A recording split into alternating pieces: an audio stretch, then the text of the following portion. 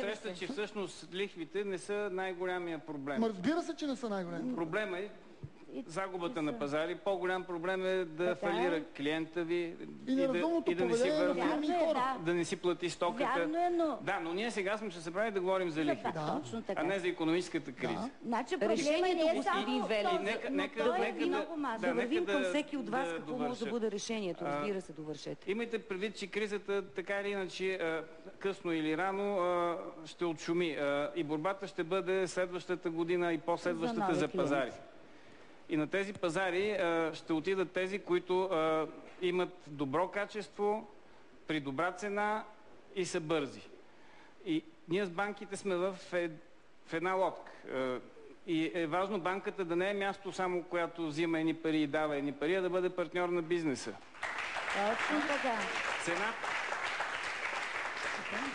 Цената на ресурса е важна съставна част, която определя и цената на продукцията.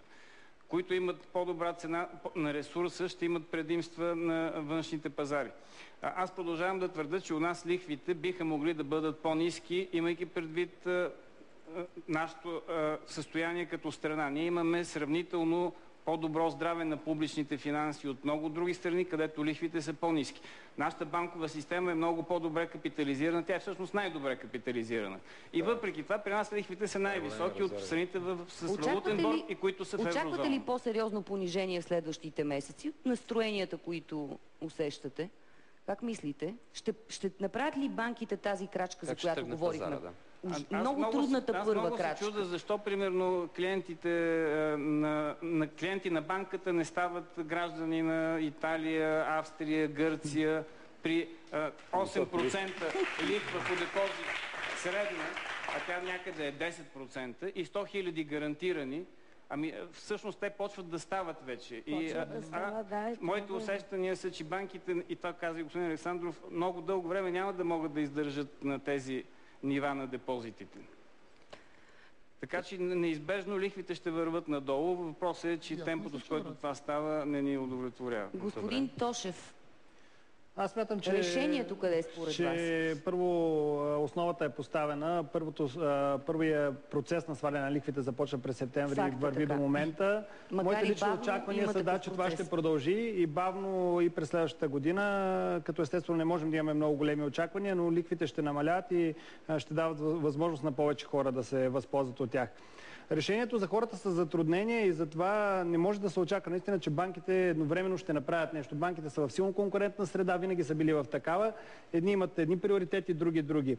Ако вашата лихва остава висока, виждате, че други финансови институции на пазара предлагат по-ниска, просто рефинансирайте в друг. Но рефинансирането ще започне едва тогава, когато наистина на пазара има ясна тенденция, че нещата се променят, икономическата среда е по-добра, тогава вариациите на лихвите ще са по-динамични и ако някоя банка не ви сваля лихвата, държи, отидете при друга, която ще ви предложи по-добри условия, но моите очаквания са, че този процес няма да започне в следващите 6 до 9 месеца.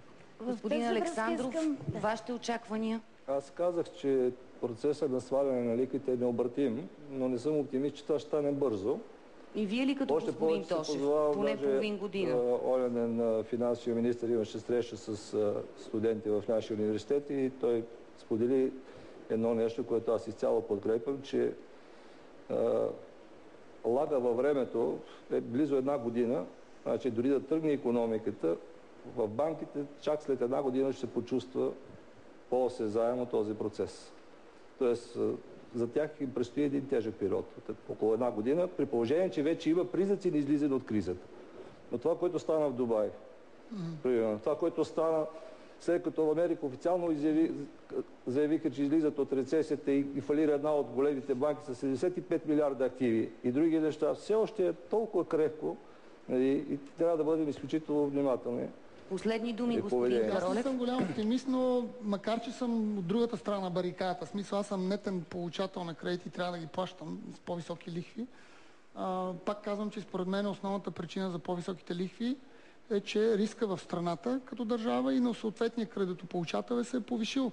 И докато не се възстановят нашите пазари, вътрешните и външните, не виждам банковата система как ще намали сериозно лихвите. Владко, това е точно обратно на тази графика, която ти каза. Да. Независимо, че риска се повиши, вместо да разтворим маржа между цената на депозите по кредит, ние го свиваме. Ние го свиваме, което значи, че банките влизат в положение, но аз казах другото. Значи, имаше си други причини, по които ние влязохме в високи лихви и нямаме излизане. И за мен проблемът е следното. Вместо да отричаме проблема, ние трябва да го признаем, а признаем ли го и седнем ли ще намерим решение. Аз мисля, че има някакви решения.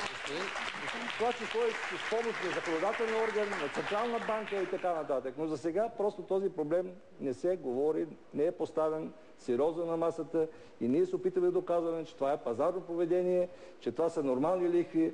За мен това не е нормално поведение. Трябва да има нестандартен подход.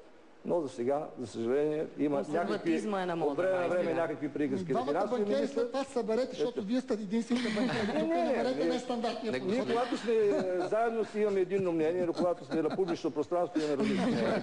Господин Каролев, има ли място политиката в